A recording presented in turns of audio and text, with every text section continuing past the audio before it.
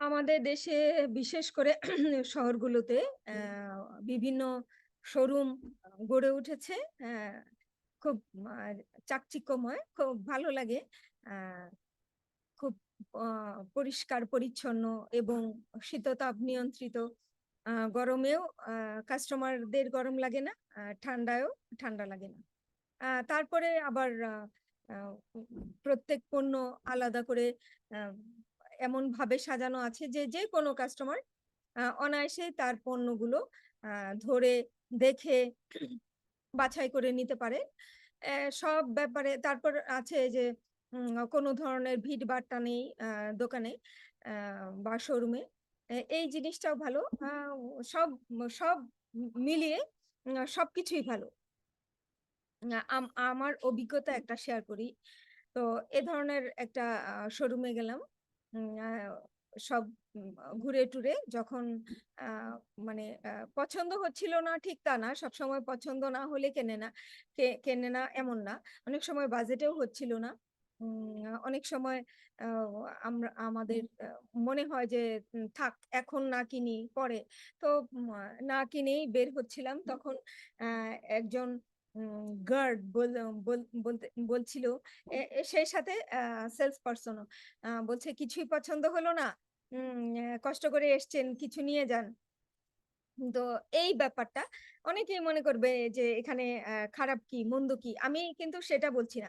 আমি বলছি যে সেল টেকনিক, হ্যাঁ, সেলস টেকনিক।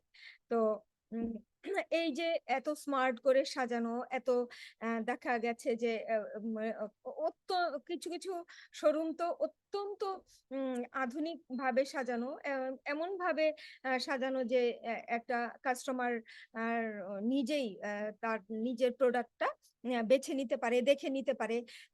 এবং অনেক সময় ট্রায়াল দিয়ে পোশাকের ব্যাপারে বলছি ট্রায়াল দিয়েও নিতে পারে।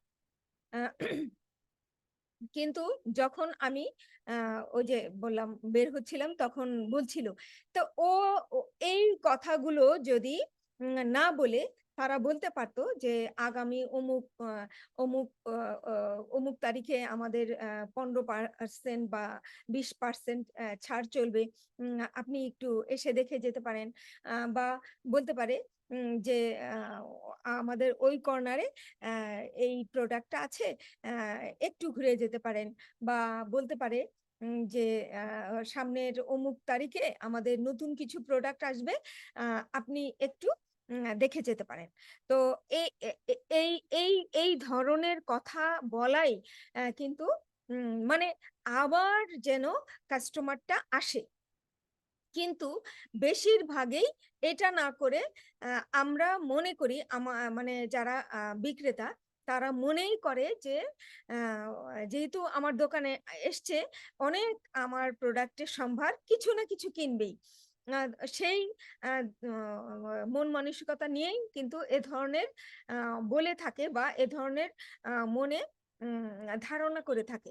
তো আমি বলতে চাই যে যে কাস্টমারটা আপনার শোরুমে এসছে, এটাই কিন্তু আপনার অনেক বড়। হ্যাঁ, তো এই আজকে কাস্টমারটা না নিক, কিন্তু পরবর্তীতে আবার আসতে পারে, আবার নিতে পারে। কিন্তু আপনি যদি শেষের দিকে এ ধরনের কথা বলেন, কিছু পছন্দ হলো না বা কিছু একটা নিয়ে যান, এতে একজন কাস্টমার চাপ অনুভব করে। এর ফলে কি হয়, ওই কাস্টমারটা ওই শোরুমে আবার যেতে আগ্রহ হারিয়ে ফেলে। দেখা গেছে যে অনেক সময় এমন কাস্টমার আছে যে এমনি আসলো ঘুরতে দেখতে, আসুক, এরপরেও কিন্তু পছন্দ হয়ে গেলে বা তার বাজেটে মিলে গেলে সে কিন্তু তারা কিন্তু কিনে নেয়। তো এই ধরনের আচরণ করবেন যারা আপনার শোরুমে এসে কিনেছে, এবং যারা কেনেনি তারা যেন আবার আপনার শোরুমে আসতে আগ্রহ প্রকাশ করে।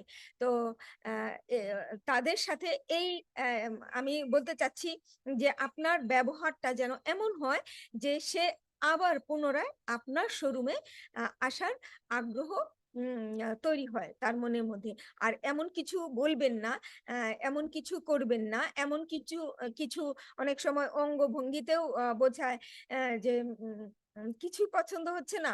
তো এ এ এই এই কিছুই পছন্দ হচ্ছে না, এই আ ক্রেডিটটা কিন্তু, এই ডিসক্রেডিটটা কিন্তু কাস্টমারের না। এই ডিসক্রেডিটটা কিন্তু আপনাদের। হ্যাঁ?